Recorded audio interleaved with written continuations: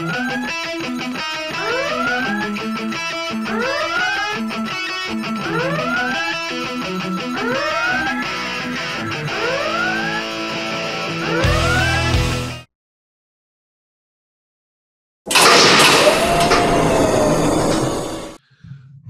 good evening, folks. Welcome to the Omega Files. I'm your host, Dr. Freedom, and tonight we've gathered to have a look at the latest offering from Doctor Who Series 10, The Empress of Mars. Yes, I know it has a title like an old, bad 50s Roger Corman sci-fi flick, but the overall quality of the episode's looking pretty good on this one, but I want to hear your guys' views on it. So since we have a lot of people once again, I'm going to go ahead, when I call on you, go ahead and immediately go into your opening thoughts on the Empress of Mars.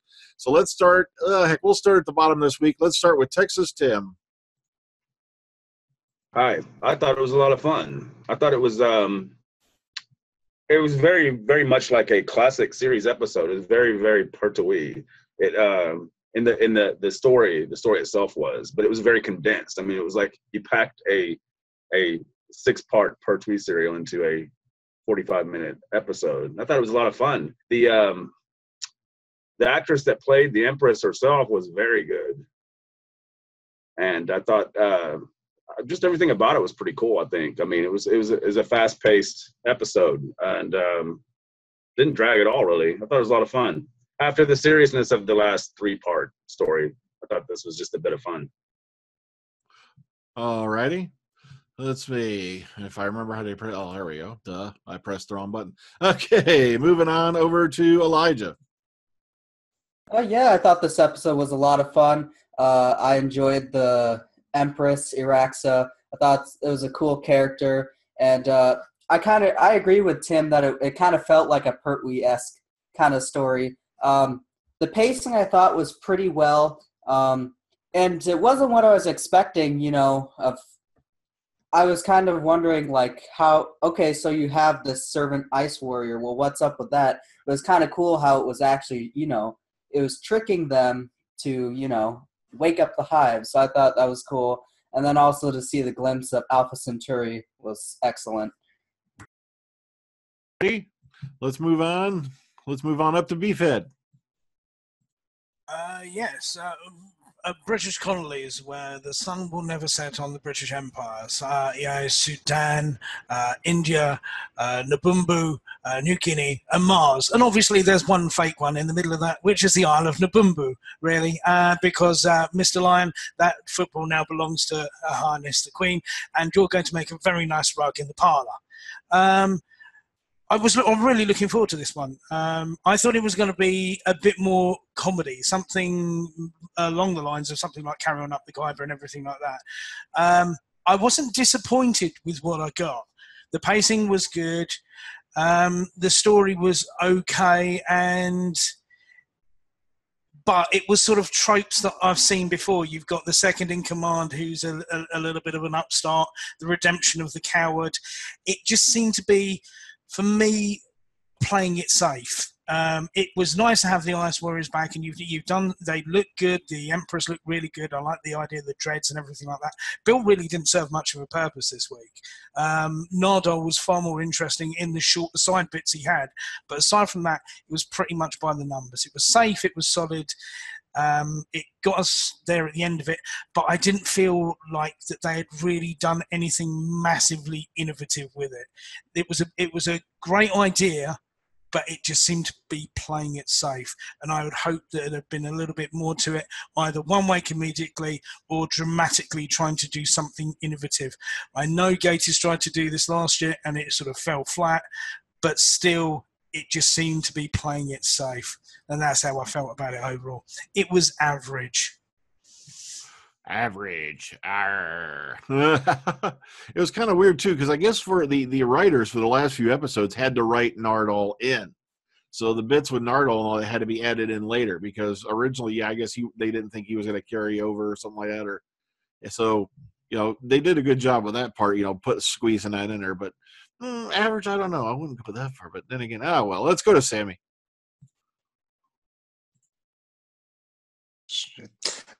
Hello. It was a good episode. Very 70s, very Pertwee. It's cool. I love the Ice Warriors. So it's fun to have them. The story itself was a bit half and a half, but it's cool for now. So I'm gonna watch it a third time. So that's it for me. Alrighty. Okay, let's move on over to Graham. Yeah, for me, this was enjoyable. As the guys have alluded to who went before me, the actress that played the Ice Warrior Queen was sublime, and that's the design. Albeit it's similar to what we got in Cold War. I thought it was a wee bit of an upgrade on the armour. Some nice stuff here. Beef's point of view, about it being, playing it safe, you might be right there, Beef. I can kind of see where you're coming from. I wouldn't describe it as average. I'd describe it as maybe middle of the road. Decent story. Okay, it's trope just been used before, but at the same time, there's always so many stories you can tell in a different format. Ice Warriors meet Zulu. Why not? It's something different. I love the Robinson Crusoe reference with obviously the Man Friday thing. Bill and Nardo, yeah, they were kind of side characters this week. Is that a good thing? Is that a bad thing? That's down to your individual interpretations. You've got the usual cameo by Missy at this point. But all in all, this was solid enough and a bloody damn improvement on Sleep No More. Well done, Gates. Yeah, definitely an improvement from last year's Gatus offering. All right, Philip. It was a good story. I like the Ice Warriors, especially the Empress Queen. She was very well made up, and the actress who played that character did a stunning job. The soldiers, they were fine, but I thought there was a bit too much talky going on with that. Also, the use of how the Ice Warriors kill people is a new take on things. It got a bit of getting used to, but I'm happy with it. Overall, the story was all right. It wasn't stellar or anything, but it was okay little romp for me. All righty. Yeah, I think they did that because that's kind of a take of that camera effect they used to use for the Ice Warriors way back in the day, because they'd have it where the image looks like it's shaking and it folds in. So they kind of played on that, which I kind of liked. But it's kind of weird how you can turn a human being basically into a hacky sack. Yeah, it was a bit of fun. Okay, Dr. Commentator. Well, if Beef's catchphrase for at least 3 episodes of this previous commentaries has been, I agree with Doctor Who commentator, my catchphrase is going to be, I agree with Beef.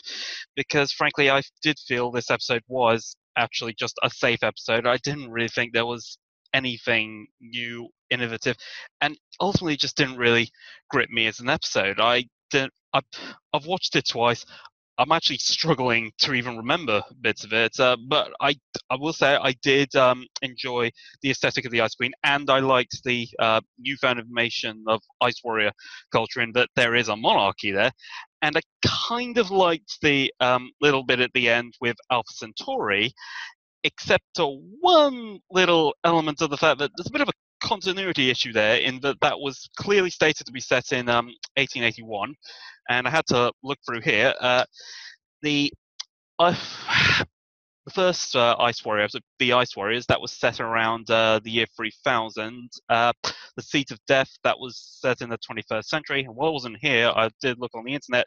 The actual Curse of Peladon episode, that was somewhere around the 40th century or something like that. So the point is, there's a big gap between, seems to be a gap between when we've met Alpha Centauri and when they actually joined the Federation, and this would somewhat imply that they are getting to that Federation very quickly, and that's all I got to say. Yeah, a rather dull episode as far as I'm concerned, but dull, maybe not dull, well, just average as an episode, pretty safe, and a bit of a continuity issue right there.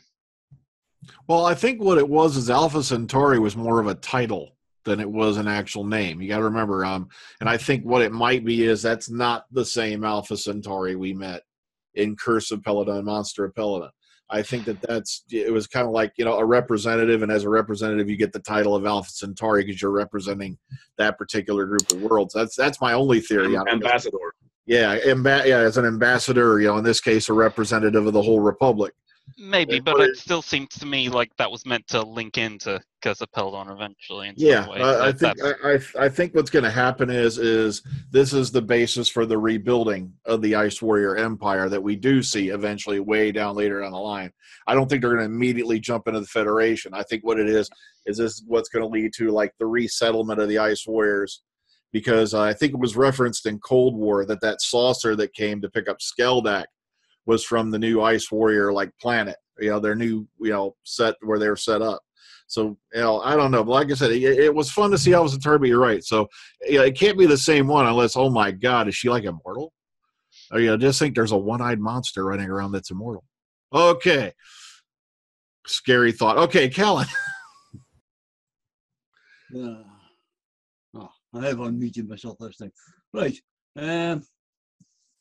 Yeah, part of the story is reminiscent Sherlock Holmes episode, The Sign of Four, which is good.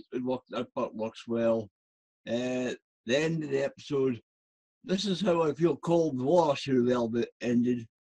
Starbuck should have come back to the submarine and help the Doctor save the submarine, but well. That's just the way I feel about Ice Warriors. I like the Ice Warriors, and I wish I could get a higher rating. We'll get to that later.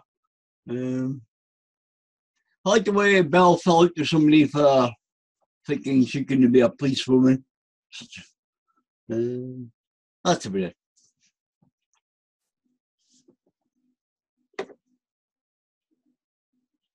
Did you hear Connor? Sorry, on to you, Connor.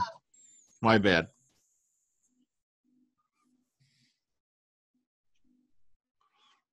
I got to unmute yourself, Connor. Right. Yeah, it was a good episode. It took me 2 watches to get used to it because, like last week, I just couldn't really get into it that much. But the Ice Warriors were great. I do like the Ice Warriors. Didn't as much like them in Cold War, but nonetheless, I thought they redeemed themselves here. The thing that really saved the episode for me was the design of Mars. I thought that, with the underground caves, whatever you want to call them, and the design of the surface, it looked really Hollywood in its makeup. So it sort of, and also the spacesuits that were in, they were new to the series. I don't think that they appeared in Oxygen, which is the only other time in the series that they've used a spacesuit. So I think as a design aspect, this episode was a really good. Again, it was another step in the trend of this series, being that it was, it looked brilliant. It looked really high budget. The story itself was really slow. I thought it could have benefited from a 2-parter because it felt to me like it started off really slow at the beginning and then it sped up because it was running out of time. So I think it could have benefited from, if this was a 13-episode run of the series, maybe that extra part could have been put to this particular story. Gatiss is someone who's quite divisive, and I came into this with a lot of trepidation. But I think that he's done a solid job here. But I have to agree with Beef and the rest of them. It's average, I think, at best.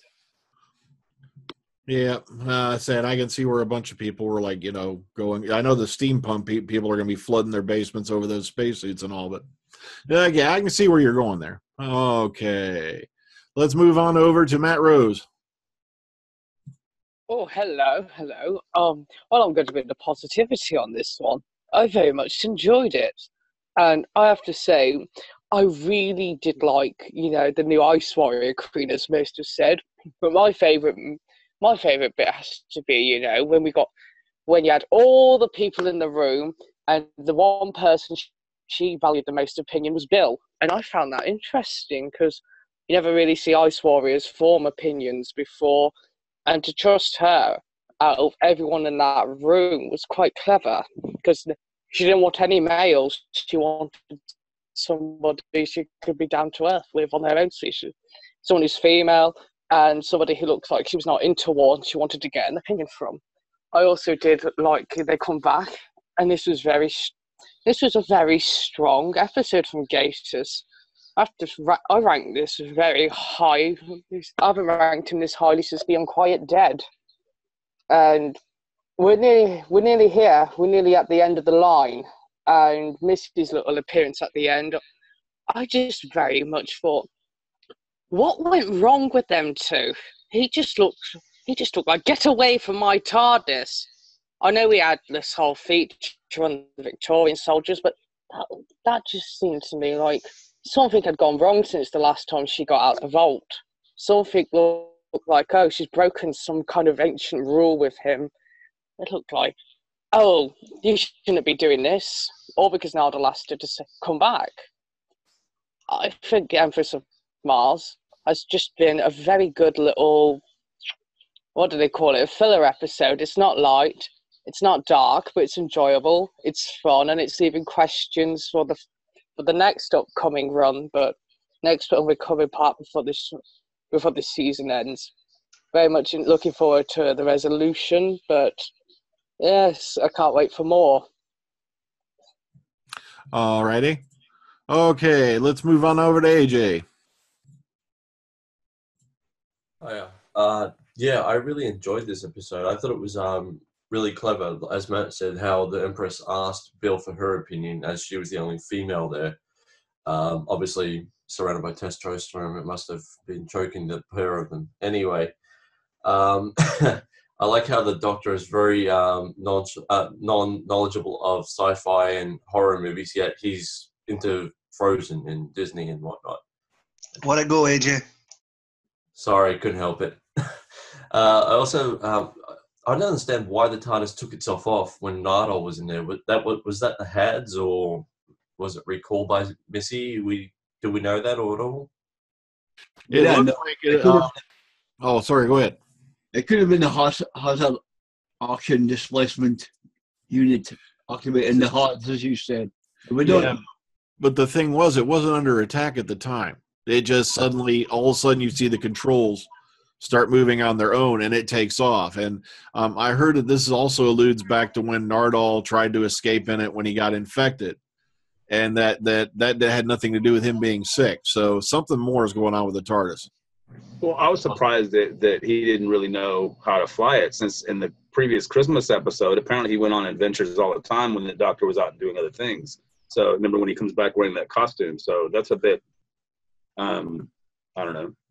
The thing is, though, right, he does know how to fly it, but I reckon that the controls were being enslaved by something else or someone else. Maybe we'll find out next week. Hopefully. Yeah, so something went wrong, and it was something, well, he does know how to pilot the TARDIS. He doesn't have enough knowledge to correct whatever it was. That's why he had to go to a time.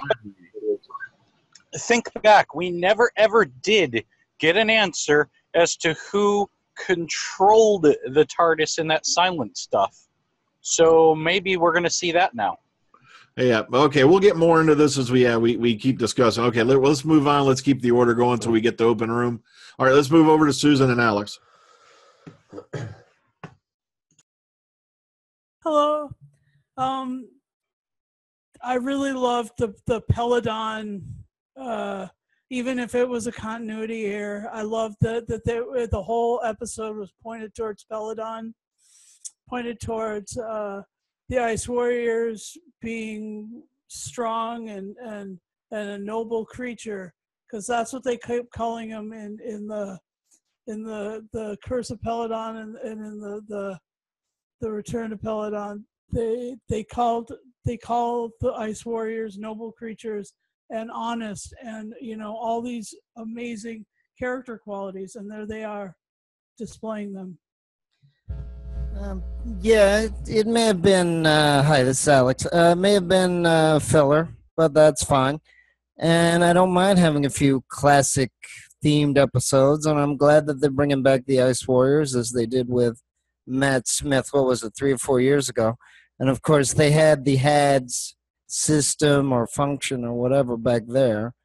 And of course, you had Missy at the end and saying, "Are you okay, Doctor?" So I don't know if she knows or the Master knows that the Doctor's in a fight and barely wins. I don't know. But I did enjoy the episode. Maybe they could have been more ambitious with it, but it's kind of hard to be ambitious with every single sci-fi story too.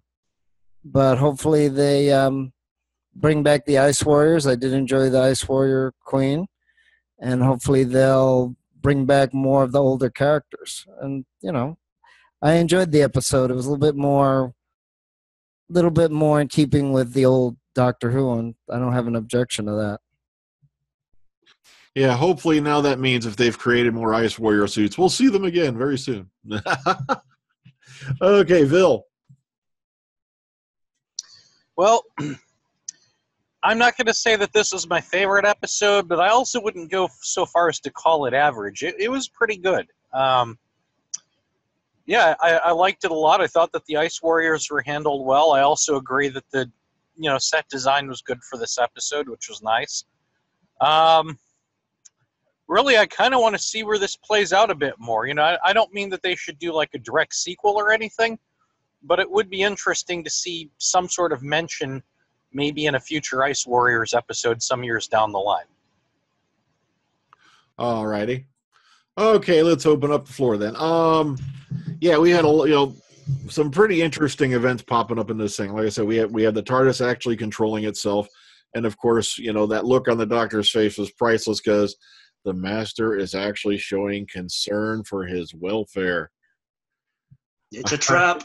Yeah, exactly. It smells like a trap. Like I said, he pulled this same game all the way back in the Sea Devils. When he was trapped at, oh, yep, I'm just enjoying my time in prison. Yeah. Look at the clangers. Yeah.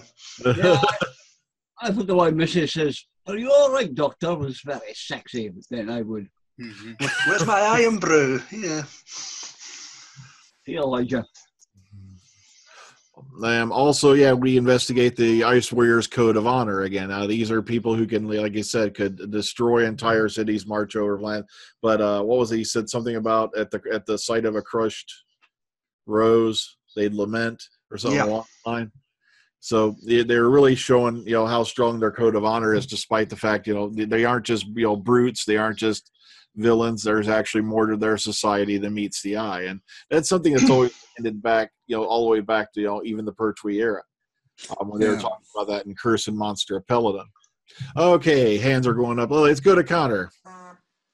One observation I forgot to make in my opening thoughts is that Peter Capaldi was sort of doing a very Tom Baker voice throughout it all. There were several points where I noticed that he was changing his accent a bit to sort of portray that Tom Baker-esque voice, the infamous voice. I wonder what that was all about, because he usually does portray a sort of Tom Baker-esque Doctor, but I've never seen him go that far before. Yeah. Okay, Doctor Who commentator. Yeah, again, something I forgot to mention my opening thoughts. Someone I was reading through here, but the Doctor actually mentioned something about to the Ice Warrior. Can't remember his name now. Friday. Mentioned something about how I'm a member of the Typhonian Hive. Typhonians from Creature of the creature from the pit. That has nothing to do with Ice Warriors. I know the Tythonus. Yeah. They're big, giant, weird-looking plastic sacks of chlorophyll. Yeah, I remember that one. Okay, AJ. Unmute yourself, AJ. Sorry. I just wanted to mention, at the end of the episode where we see Alpha Centauri, I thought it was Matt Lucas doing the voice, but I looked it up. It was the actual original actress who did Alpha Centauri from the Pertwee era. Yes, 92 years young. Yeah, Yeah, maybe she is immortal then. So I looked that up, and I thought it was a good wink and a nod. Yeah, that was very nice. Okay, Matt Rose. Oh, hello. I would have to state one of my favourite highlights. That Colonel, the one who did the desertion, and I thought it was a brilliant scene. He was asking to die by the Ice Warrior Queen, and she refused to let him die. Say, "Oh, you're a soldier, but not today." She wants him to die in glorious battle. So even Ice Warriors honour their code of honour to warriors, and I like that. All right, Texas Tim. Well, while I think it was a good pastiche of old classic Who type episodes, I do think though that some of it was a bit heavy handed. The whole anti-colonialism was just a bit too British liberal guilt for my taste. That and the movie jokes was a bit much too. That didn't really pay off the way it was supposed to with the Frozen joke. Was it anti-colonial? It was. I must not have been paying attention to all that bit then. Okay, Elijah. Some things I forgot to mention. I watched the fan show interview with Lucas and David.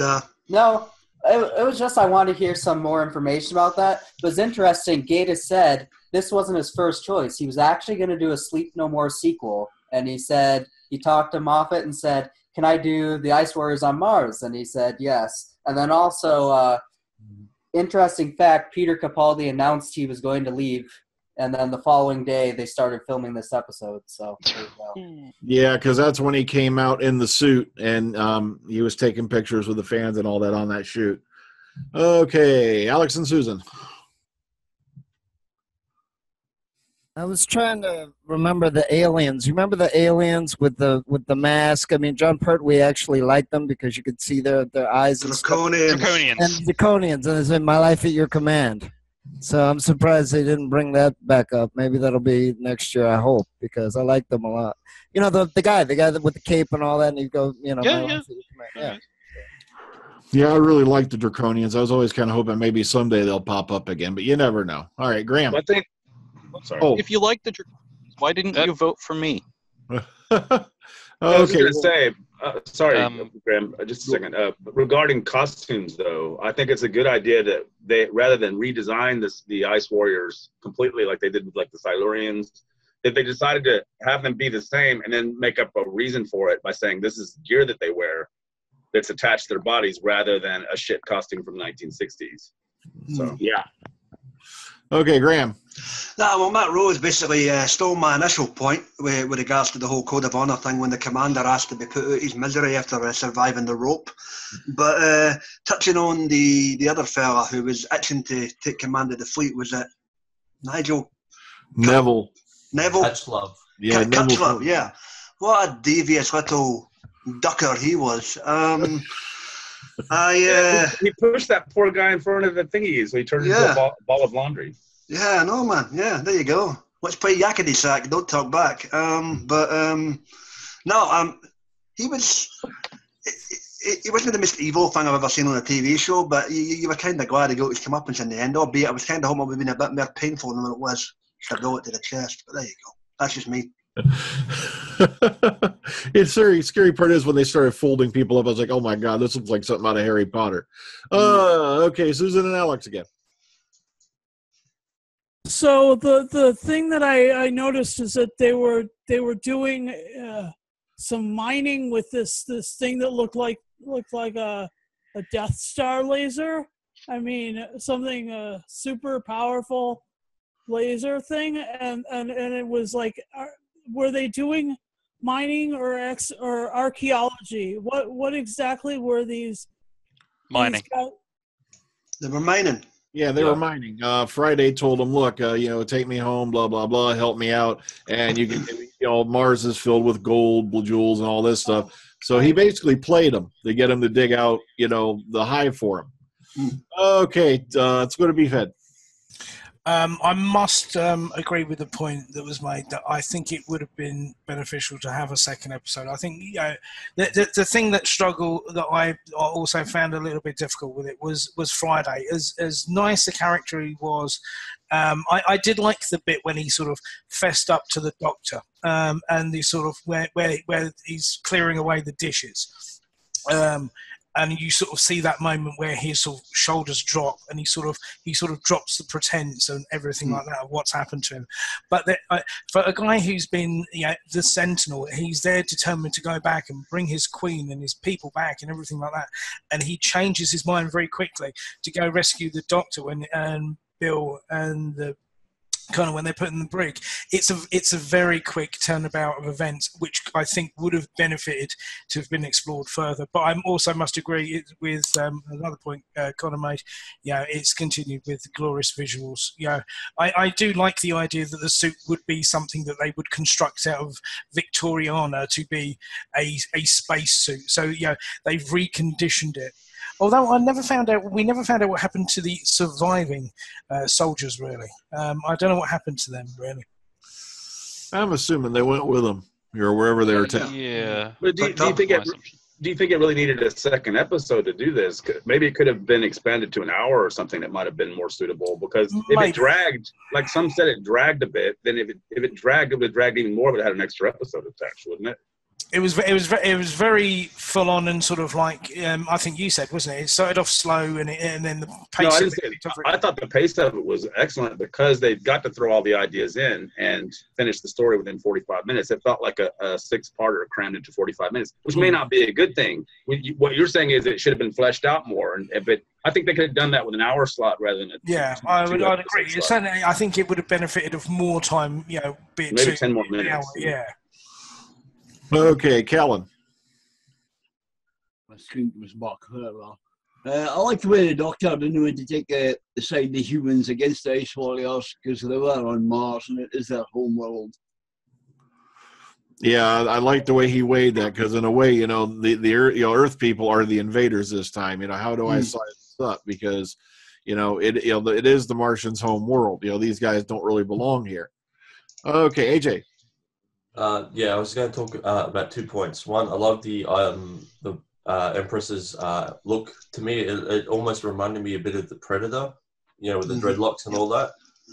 And two, about the mining equipment they were using. That reminded me a lot of the original Ice Warriors serial with Pat Troughton with the sonic cannon. Yeah. Remember the giant sonic? That almost looked exactly like the way they had it for that. So I thought that was pretty cool. Okay, Vil, you had your arm waving around. Yes. These are Victorians, right? Yeah, 1881. Yeah. Okay, now, great episode, and I'm not going to let this take away from it. But if these are true Victorians, they should already be dead from taking off their helmets in space in hopes of breathing in the ether and becoming more creative. Well, true. They had some nutsy stuff back then. Okay, Matt. Hello, I'd like to say my favourite bit was actually the opening of the episode. When they're all in NASA, you see the countdown, 5, 4, 3, and then the Doctor and them lot were popping up, and they're like, how did you all get in here? And Nardole was just like, oh, she's the human one. He's still making sass out of her, which is funny. And I also did like the bit where Bill's like, oh, it's just Neil Armstrong, first man on the moon. And then he's like, oh, that's such a human thing, isn't it? Of course he wasn't the first man on the moon. I just thought that whole scene was just comedically timed and done very well. Were they just at NASA for a visit or something? Did they just decide to pop there, or was there a purpose to that? I think they went there after their adventure on Mars, basically. Because that's when Mars was seeing the message they wrote. Yeah. That's what I think. I think that opening was meant to, actually taking place after. At least that's the vibe Yeah, I was kind of getting a bit confused about what place that was supposed to be. I think it was a bit of a bootstrap, to be honest with you, because they had to sort of give them the reason, the impetus to go to Mars in the first place. I think they wanted to be there because of it was the first time they were able to see underneath the ice cap. So I think they were there for just scientific being nosy, really. So like a school field trip. Remember at the tail end, he said to the colonel, he says, "Oh, the ice caps may melt, but people will be able to see this in time." That was them getting back at the beginning to validate that point. Okay, Philip. I like the little nod towards Pauline Collins' Queen Victoria from Tooth and Claw in the yeah, that was awesome. That's what I was very good. That was very good. All right, Kellen. I think so. Right, the Empress of Mars we're speaking about is actually the Ice Warrior Queen, I think. It is the Empress of Mars, Queen Victoria. That's what I believe. I might be wrong. I don't know the Ice Warrior Queen was called the Empress. I might be wrong. That's what the soldiers thought they were. No, they were just gone by usual Victorian protocol. God save the Queen. She happened to. Yeah. Soldiers thought they had captured Mars for Queen Victoria. Maybe she was the Empress of India as well. There you go. That's what she was at the time. Yeah. Yeah. So it could have a double meaning. You see, it could mean the Ice Queen, or it could mean Queen Victoria in this case. So yep. Okay, Connor.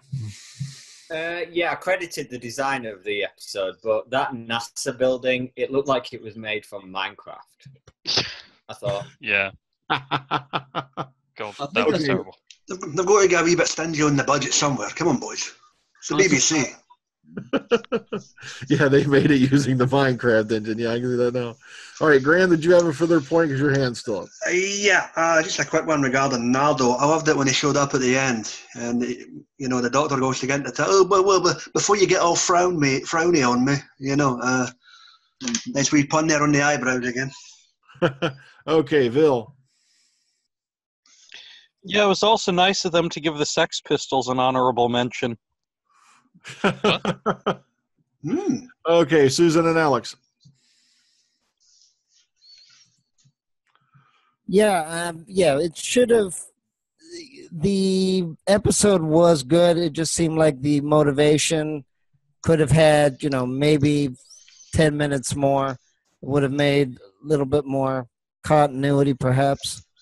But like I said, they got budget and they got time, so maybe they can't explain or they don't want to explain, all the I mean, some of the characters, some of the soldiers, I was like, wow, they're changing quickly. They went from one, it seemed a little bit extreme. They're just changing, swinging from one point to another. But maybe that's the way it was written. Okay, AJ.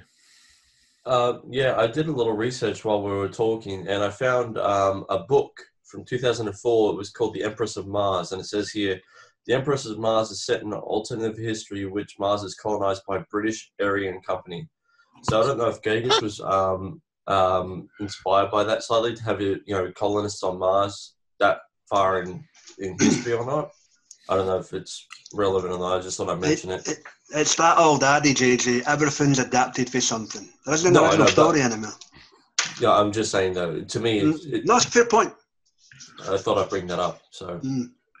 Okay, Matt. Hello again.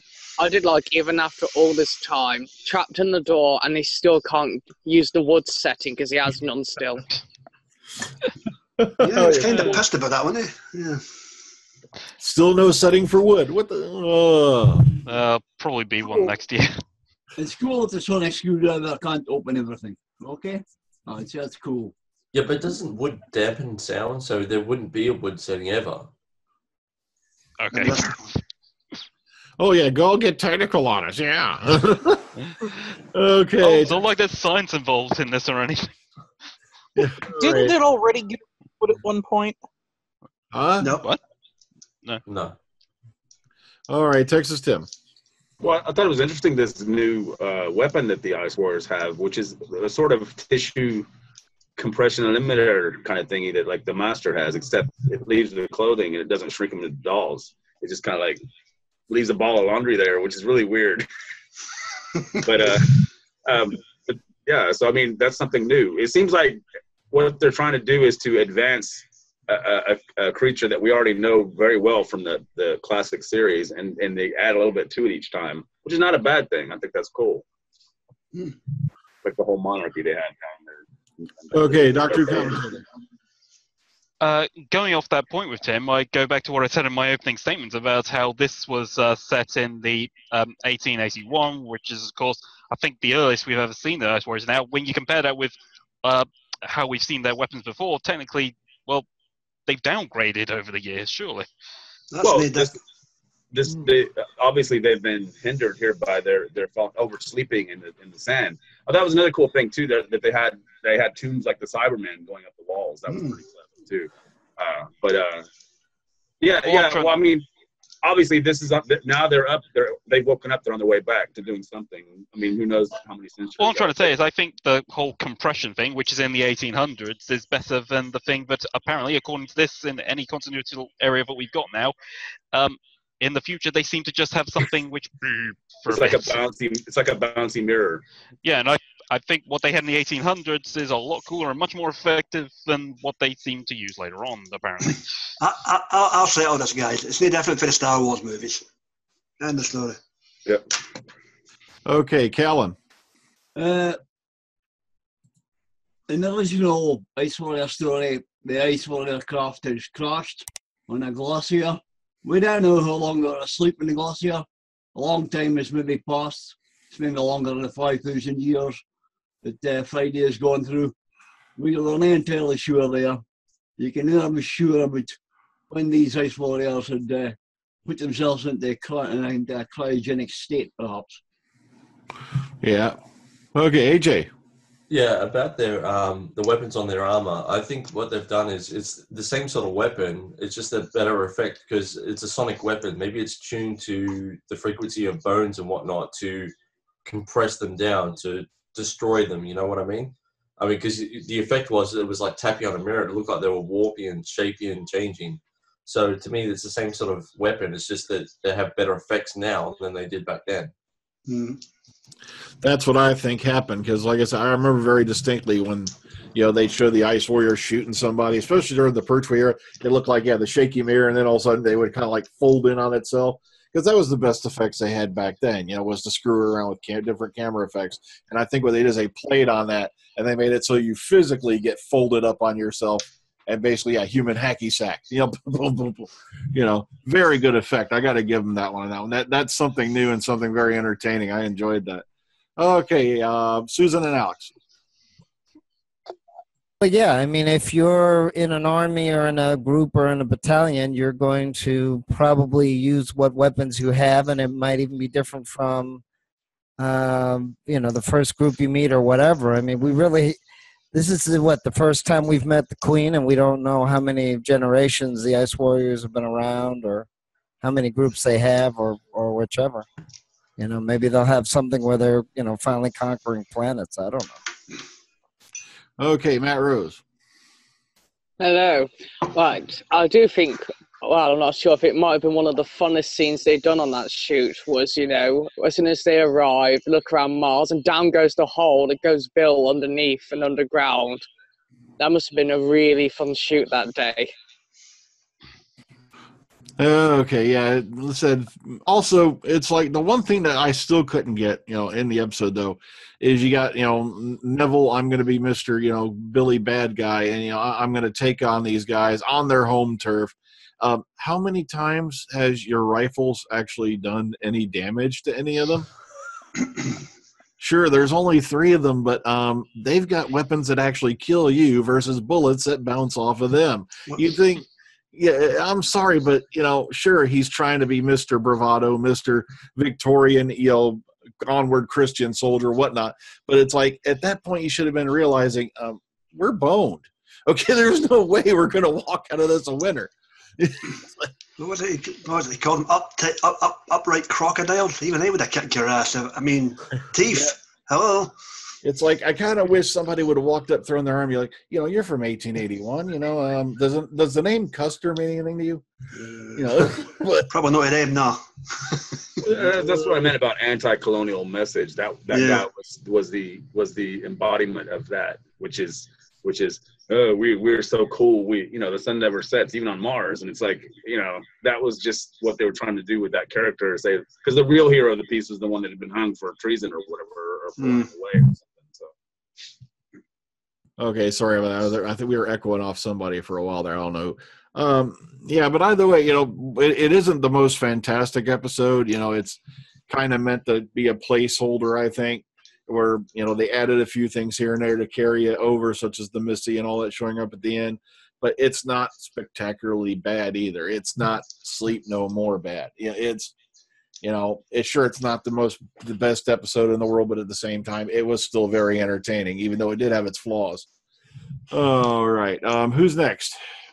Anybody have anything else?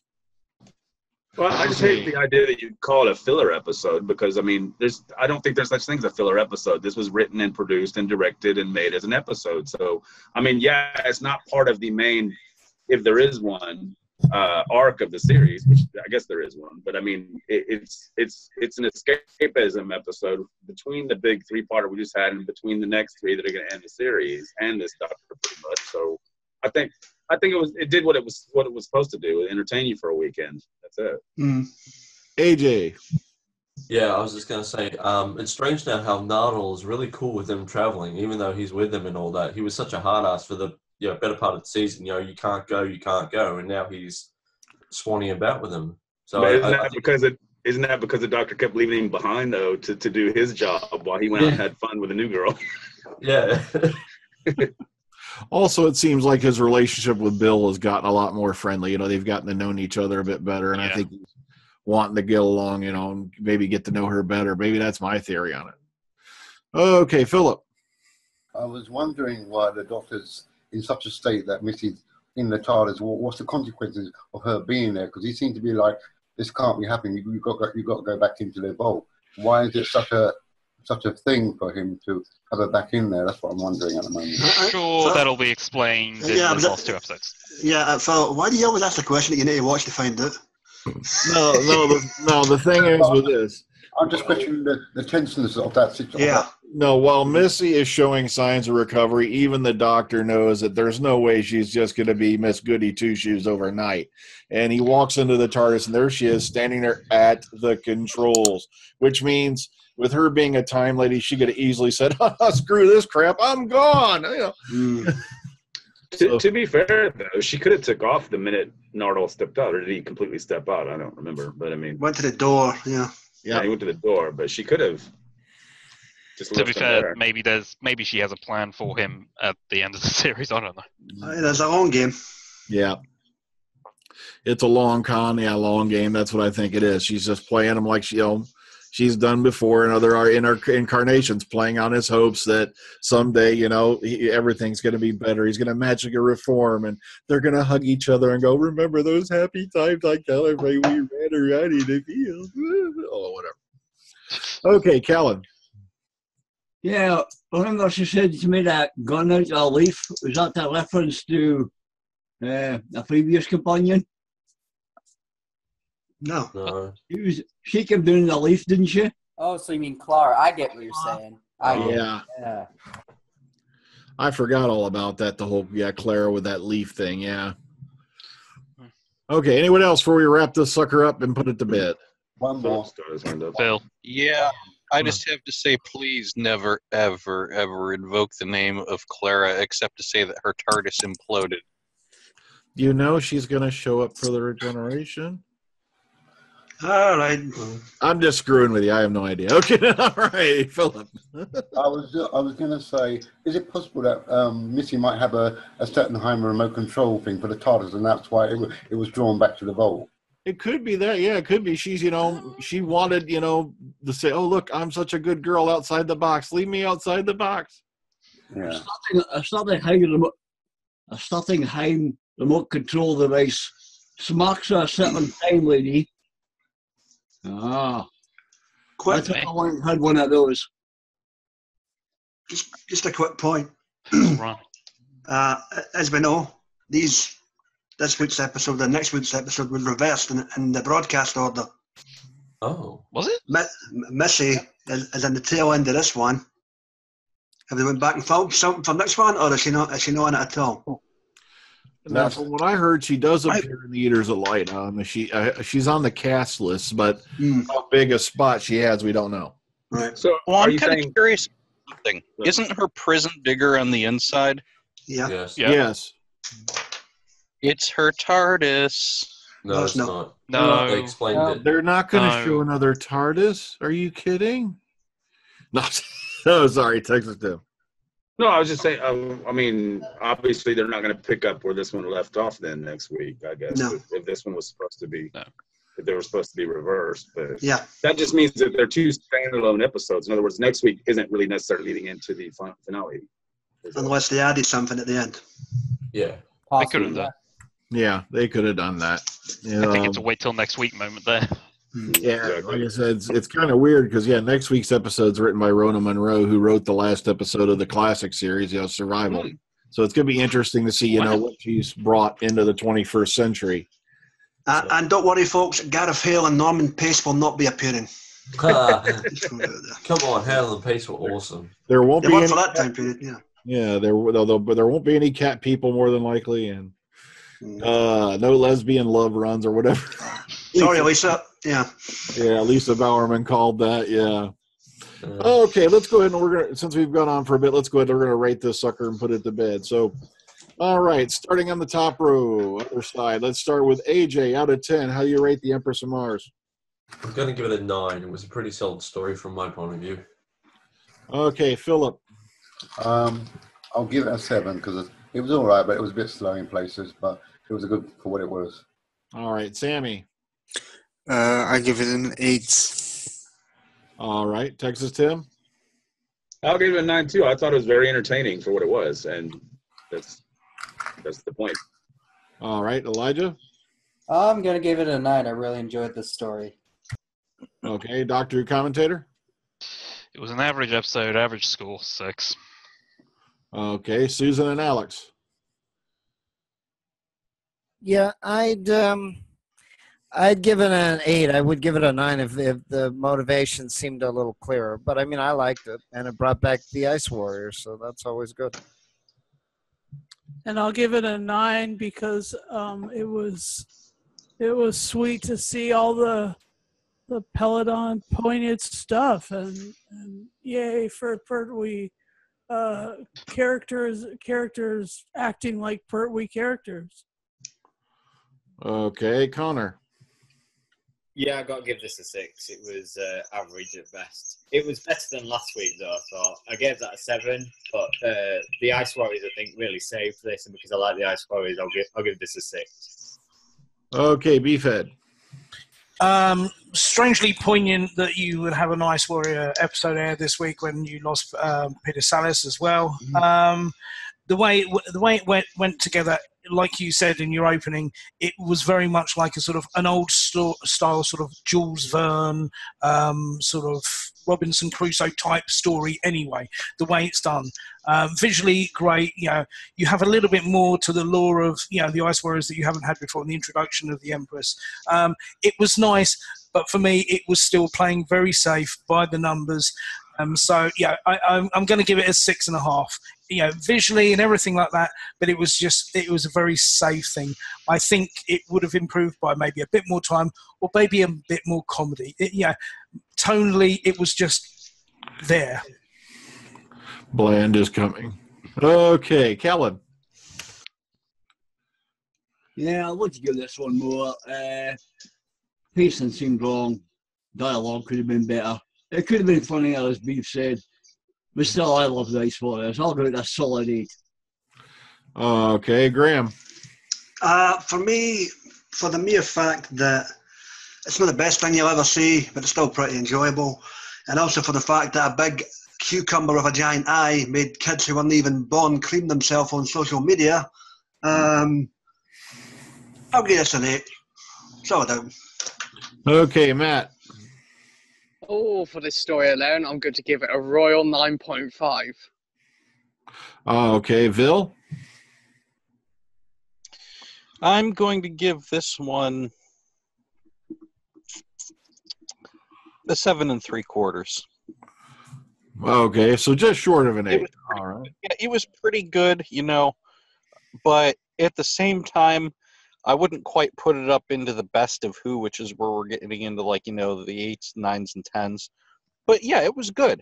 It wasn't one of the better episodes, though, but it was certainly deserving of the score that I gave it. It was not a bad episode at all, and it was definitely not, in my opinion, average either. Yeah, I'm going to give it an 8. Like I said, it wasn't the most spectacular Who episode of all time, but at the same time, I really enjoyed it. It was a nice, little, I don't know how to describe it. A nice little hurrah, maybe, where, you brought in like you're playing on the steampunk element, with the suits and all that. Plus you got these Victorian soldiers completely out of place. But then you throw in the reference back to Alpha Centauri, which is a character introduced all the way back in the Pertwee era, with Curse and Monster of Peladon. And so, I don't know, like I said, plus you had the little movie references here and there, which I got a good laugh out of. So I'm going to rate it an 8 and leave it at that. It's funny that you mentioned hurrah. That very well could be Mark Gatiss' hurrah. Yeah, because from what we're hearing, he's not writing anymore Who either. From what we heard, well, as far as he knows, things could change. Sure they'll go, hey Mark, but like I said, from the way he's talking, he's not writing anymore either. So seems like he's going to take a walk with everybody else as well. But at the same time, he does a lot of stuff with Big Finish and stuff like that. So. We're still going to see his stories and all that pop up here and there, just with probably more classic doctors. Okay, so Before we say goodbye, like I said, I just wanted to give a mention because, like I said, this kicked me in the gut earlier today. The fact that we heard that Adam West has passed away at the age of 88. Here's a guy. Talk about typecast as hell. At the same time, stuff he was in. Plus, a lot of the newer audience out there knows him as Mayor Adam West of Quahog from Family Guy, and it's just such, from what I heard, he was always a very kind fellow, always very giving, brought a lot of joy to a lot of people out there. And I just thought I'd mention that, that sadly, he has passed away today. So 88 good innings, but at the same time, it's sad when you see people that you grew up with that influenced a lot of the things that you do, influenced a lot of other people, and also brought so much joy to others, have finally left, or shuffled off the mortal coil. It's just, but unfortunately, it's an unacceptable fact of life. It's something we've all got to face, but, still, it's kind of sad that Adam's left us. Okay, so, anyone else want to throw in on that real quick, okay, before I go on? Anybody? All right. I'm devastated, so, yeah. I'm a bit shocked. I'll just say, whenever you've read anything about him, like you said, genuine guy, and he's a prime example of how you take something, you deal with the cards you've dealt, and you roll with it, and you make a fortune. Yeah. Well done, sir. And like I said, he never took himself too seriously. He was very self-deprecating, but honest to a fault, and knew the hands that he dealt and made the best bet of it. And the thing is, he made the role his own. He actually did try to internalize it and do something different with it. So, give him his own dues, do you know what I mean? For a lot of people, that is their Batman. And, he was very good. Yeah. He's very good in the part. Yeah. Rubber shots did not apply. Yeah. I have to agree. Go ahead. His passing was a hell of a surprise, and now Batman's gone, and I give him the one toke salute. There you go. Oh, jeez. No, I mean, just like when I watched, Doctor Who, it's an interesting spin, slightly different show, but an interesting spin, and all the actors are interesting in Batman, just like they are in Doctor Who. So, Julie Newmar's still around, even though she's sick, and Lee Merriweather is still around. I'm not sure. Oh, and Burt Ward is still around. I think that's everybody from the 60s TV show and the 60s movie. And they're never free. Moving on. Yeah. Well, folks, like I said, on a lighter note, next week we have The Eaters of Light, written by Rona Munro. And, looking forward to seeing what she's going to throw at us. And, like I said, it's also sad to mention that, that's going to be episode 10. It's kind of hard to believe that it seemed like yesterday we're all sitting here going, you're waiting a year? And it's then the final quarter. Yeah, now we're in that final last part. But all I can say is, folks, take care of yourselves, enjoy the weather, and we'll see you all next week. Good night. Bye-bye. Bye.